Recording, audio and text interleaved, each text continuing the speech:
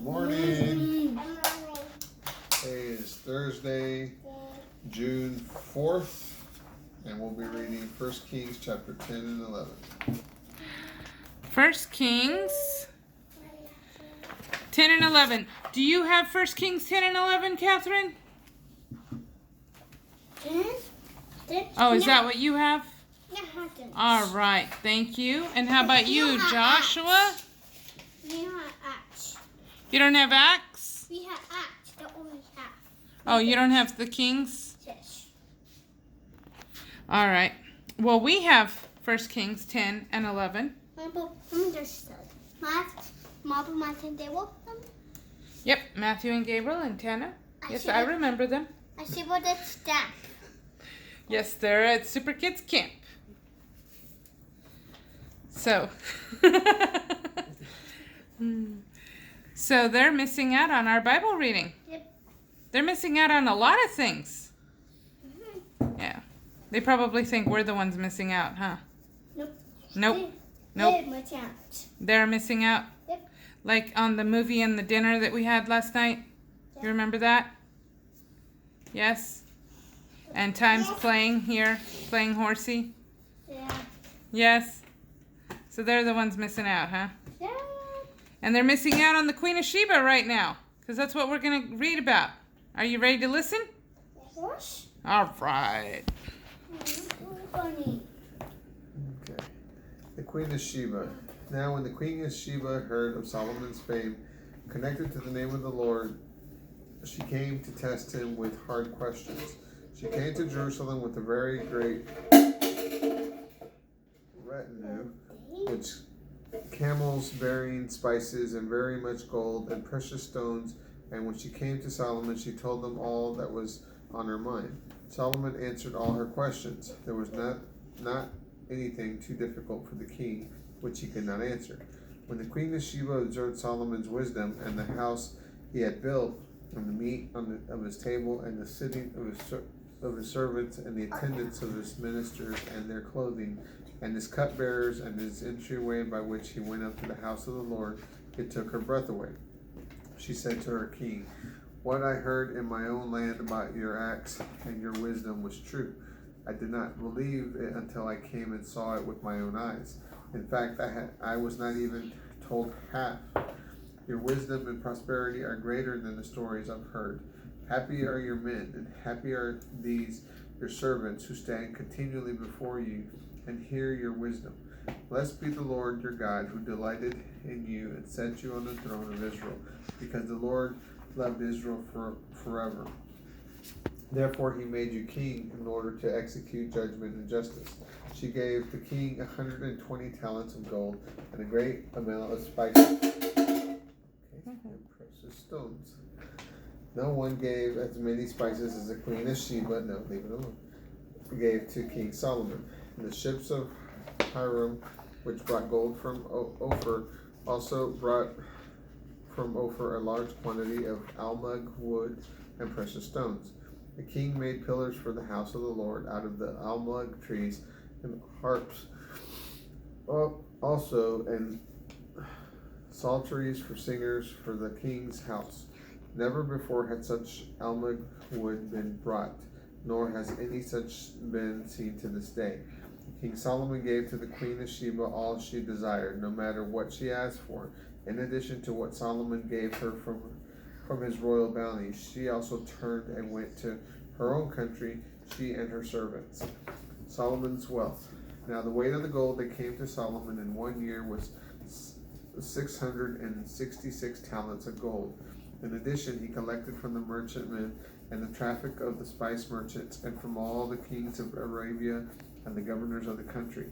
King Solomon made 200 large shields of beaten gold, made of 600 shekels of gold each.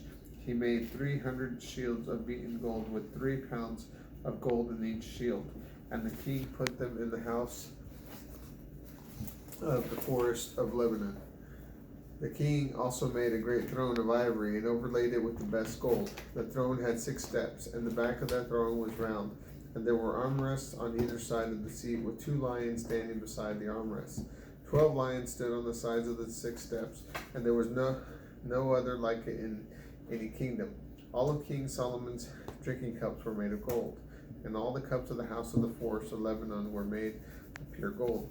None were made of silver, for it was not considered valuable Wow. in the days of Solomon. For the king had ships at sea at Tarshish with the ships of Hiram. Every 3 years the ships of Tarshish came bringing gold, silver, ivory, apes, and peacocks. So King Solomon exceeded all the kings of the earth in terms of riches and wisdom. All the earth came to Solomon to hear his wisdom, which God had put in his heart. Everyone brought an annual tribute in the form of presents, silver and gold cups, garments, armor, spices, horses, and mules. Solomon gathered together chariots and horsemen. He had 1,400 chariots and 12,000 horsemen, whom he stationed in the cities for chariots, and which the king at Jerusalem. The king made silver to be in Jerusalem as plentiful as stones, and he made cedars to be as plentiful as sycamore trees in the valley. Solomon had horses brought out of Egypt along with linen yarn. The king's merchants received the linen yarn at a price. He brought chariots from Egypt at a price of 600 shekels of silver and a horse for 150, and he exported them to all the kings of the Hittites and the kings of Arab by their means. Solomon's apostasy. But King Solomon loved many foreign women, in addition to the daughter of Pharaoh, women of the Moabites, Ammonites, Edomites, Sidonians, and Hittites from the nations which the Lord warned the children of Israel about, saying, You shall not go into them, nor shall they come into you, for they will surely turn your heart away toward their gods. Solomon clung to these in love. He had 700 wives who were princesses and 300 concubines, and his wives turned his heart away. For when Solomon was old, his wives turned his heart away after other gods, and his heart was not perfect with the Lord his God, as the heart of David his father had been. For Solomon went after Ashtoreth, the goddess of the Sidonians, and after Molech, the abomination of the Ammonites. Solomon did what was evil in the sight of the Lord, and did not fully follow the Lord as his father David had done. Then Solomon built a high place for Chemosh, the abomination of Moab, in the hill that is close to Jerusalem, and for Molech, the abomination of the children of Ammon. He did the same for all his foreign wives, who burned incense and sacrificed to their gods. The Lord was angry with Solomon because he turned his heart away from the Lord God of Israel, who had appeared to him twice, and had warned him about this, and that he should not follow other gods, but he was disobedient to the Lord's command. Therefore the Lord said to Solomon, Since you have done this, and have not kept my covenant and statutes which I commanded you, I will surely take the kingdom from you and give it to your servant. I will not do this in your lifetime for your father David's sake, but I will tear it out of the hand of your son. However, I will not take the whole kingdom away, but will preserve one tribe for you, for your son, for David, my servant's sake, and for the sake of Jerusalem, which I chose. Solomon's adversaries. The Lord stirred up an adversary against Solomon, Hadad the Edomite. He was a prince of Edom. For when David was in Edom, and Joab, the commander of the army, had gone to bury the slain, he had killed every male in Edom. For 6 months Joab stayed there with his men until he had killed every male in Edom. But Hadad fled to Egypt, he and some Edomites who served his father, Hadad still being a small child. They set out for Midian and went to Paran, and they gathered men from Paran, and then arrived in Egypt and presented him before Pharaoh, king of Egypt, who gave him a house and provisions and land. Pharaoh had great affection for Hadad, so much so that he gave him his sister-in-law, the sister of Taphanes, the queen, as a wife. Taphanes' sister gave birth to his son Genubath, whom Taphanes weaned in Pharaoh's house. Genubath lived in Pharaoh's house among the sons of Pharaoh. When Hadad heard in Egypt that David slept with his father fathers, and that Joab, the commander of the army, was dead, he said to Pharaoh, "Allow me to depart and go to my own country." Then Pharaoh said to him, "But what have you lacked with me that you want to go to your own country?" And he answered, "Nothing. However, let me go anyway."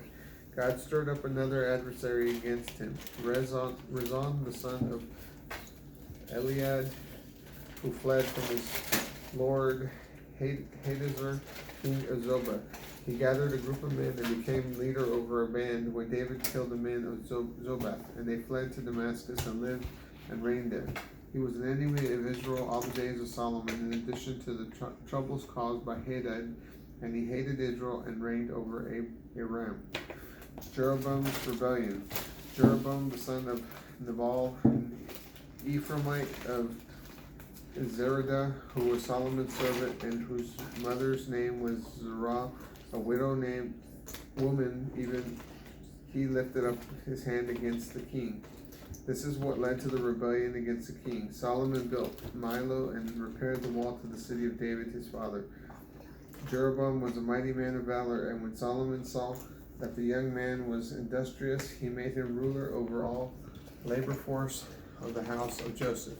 At that time, when Jeroboam went out of Jerusalem, the prophet Ahijah the Shilonite found him along the way, and he had dressed himself in a new garment, and the two of them were alone in the field. Ahijah took off the new garment that he wore and tore it into 12 pieces. And he said to Jeroboam, "Take 10 pieces for this, says the Lord, the God of Israel. See, I will tear the kingdom out of the hand of Solomon and will give 10 tribes to you. But he shall have 1 tribe for my servant David's sake, and for the sake of Jerusalem, the city which I have chosen out of all the tribes of Israel, because they have forsaken me and have worshipped Ashtoreth, the goddess of the Sidonians, Shamash, the god of the Moabites, and Molech, the god of the children of Ammon, have not walked in my ways, and have not done what is right in my eyes, to keep my statutes and judgments as his father David had done. However, I will not take the whole kingdom out of his hand, but I will make him prince all the days of his life for David my servant's sake, whom I chose, because he kept my commandments and my statutes. But I will take the kingdom out of his son's hand, and will give 10 tribes to you. So his son will I give 1 tribe, so that my servant David will always have a light before me in Jerusalem, the city in which I have chosen to put my name.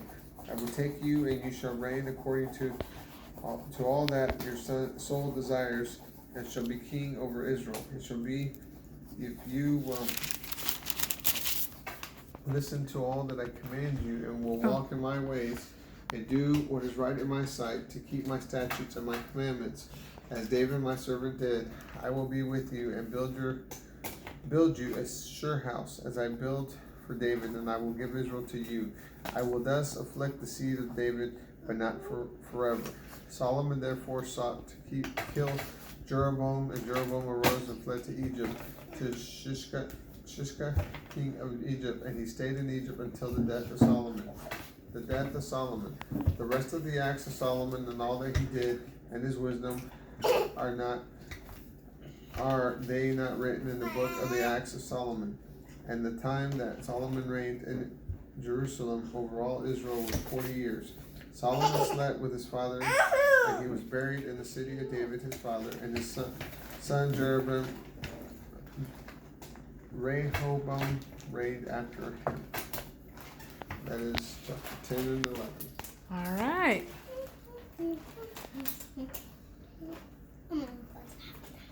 Catherine, are you cleaning up? What about BG? I'm on the Bible. What Bible? See? What the Bible? I see. The BG, I'm on the Bible. What the Bible? Yeah. Bye. Have a good day. Bibles too. To the Bible.